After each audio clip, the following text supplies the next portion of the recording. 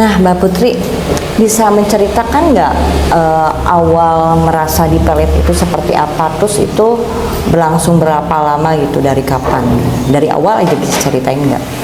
Awalnya sih merasanya aku nggak ngerasa apa-apa ya, karena nggak ada rasa curiga.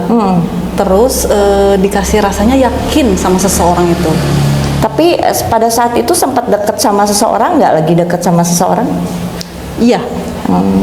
Sebelum aku dekat dengan si pria yang ini, Iya. yang memelet saya juga punya pacar loh. Tapi tiba-tiba itu berubah 180 derajat, Berpaling. Berpaling. Mbak Putri berpaling ke cowok yang itu. ya. Itu awal merasakan seperti apa? Ingat terus atau apa gitu? Awalnya sih cuek ya, awalnya cuek. Tapi lama-lama kok pengen gitu, penasaran gitu, ketemu dia. Itu ada intensitas pertemuan nggak antara si cowok itu dengan Mbak Putri? Apakah dalam lingkungan pekerjaan atau lingkungan kantor gitu? Ada sih, ada. Seseorang itu dalam lingkungan ya yang intensitasnya untuk ketemu tuh sering ya? Sering sekali. Bahkan kita sampai menikah. Oh, sampai menikah? Ya. Berarti pacar Mbak Putri yang sebelumnya putus? Padahal yang lebih bagus dan lebih terlihat dari personal ya yang sebelumnya. Tapi entah kenapa di hati saya tuh pengennya sama dia terus. Pernikahan itu berjalan berapa lama sampai saat ini ya? Berjalan 5 tahun. 5 tahun? Ya, Lama juga ya. 5 tahun. Udah punya anak? Alhamdulillahnya dari dia enggak. Terus kenapa merasa apa? Terasa tidak nyamankah pada saat terasa ini saya dipelet nih gitu? Merasa nggak nyaman atau gimana gitu, perasaan lain gitu yang Mbak Putri alami gitu? Awalnya sih nggak merasa ya kalau aku itu dipelet ya. Awalnya tuh Ngehnya kapan tuh? ngehnya itu setelah usia pernikahan ke 4 tahun. Ke 4 tahun saya selalu diberikan dengan rasa dan hati yang sangat ragu dengan hubungan yang jadi dijalani. timbul begitu saja ada keraguan ya? Iya. Kadang ada cinta, kadang enggak. Kadang ingin marah, emosi, kadang baik. Itu sifat saya tuh kayak bukan diri saya. Jadi berubah-ubah gitu ya? Berubah-ubah. Tapi perlakuannya terhadap Mbak Putri gimana selama ini gitu? Baik-baik aja. Baik-baik aja? Baik-baik aja. Tapi kadang aku juga nggak tahu apa yang dia lakukan di belakang saya ya. Tapi kadang aku selalu berdoa sama Tuhan, jika ada sesuatu hal yang memang membuat saya yang nggak baik di dalam diri saya, tolong tunjukkan. Dan Tuhan menunjukkan semuanya.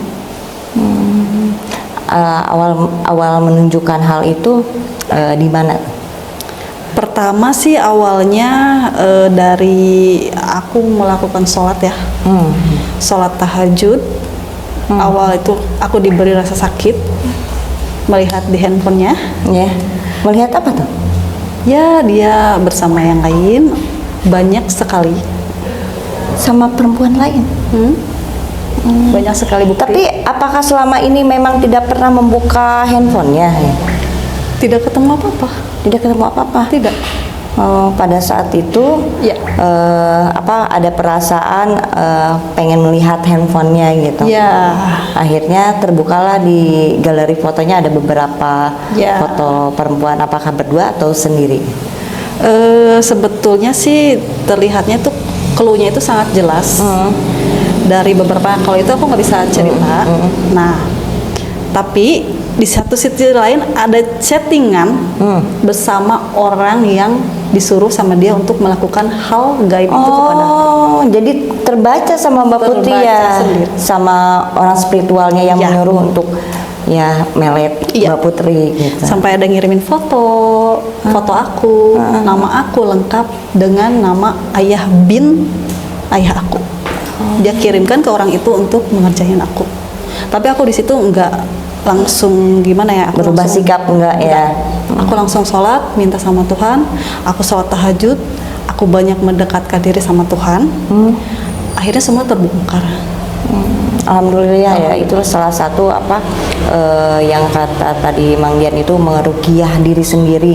Mungkin dengan Mbak Putri sering, akhirnya dengan nah chat itu dengan sendirinya Mbak Putri lihat ya. Iya, saya lihat sendiri. Ada interaksi antara maaf sih dia dengan spiritualnya Ya. gitu. Ada nama Mbak Putri sampai Betul. dikirimin foto gitu Betul. ya. Kaget ya dari situ mungkin. Kaget sekali, kaget. Berarti selama bertahun-tahun ya saya disihir gitu ya, seperti itu ya. Betul. Tapi dengan berjalannya waktu sempat ngeh juga nggak maaf seorang itu gitu. Kalau Mbak Putri itu ini udah merasa udah merasa dipelet nih Mbak Putri. Sebetulnya sih tidak ada selama 4 tahun itu tidak ngeh sama sekali. Tidak ngeh. Dia juga tidak mengetahui Tidak kalau Mbak Putri mengetahui. sudah mengetahui hal itu. Tidak, dan tidak ada rasa curiga sama sekali. Ada. Karena di dalam kita berhubungan selama 4 tahun yang baik-baik itu, rasa cinta saya ini sangat membesar gitu. Takut sekali kalau dia dengan yang lain. Takut banget kehilangan gitu ya. Gila-gila. Tapi sekarang gimana? Kebalikannya. Apa timbul ilfil kah atau Ya, ilfil iya. Kalau dendam sih enggak, tapi aku selalu berdoa sama Tuhan. Semoga semoga dia insaf gitu. iya Terus disadar dan bisa disolehkan sadar. ya. Betul. Saya tidak pernah membalas apa yang dia perbuat. Saya berbesar hati, mungkin ini adalah cobaan dan teguran untuk saya Iya. lewat beliau. Ya, semoga kita makin mendekatkan diri ya kepada Ya, Allah betul. ya dan selalu terlindungi. Betul.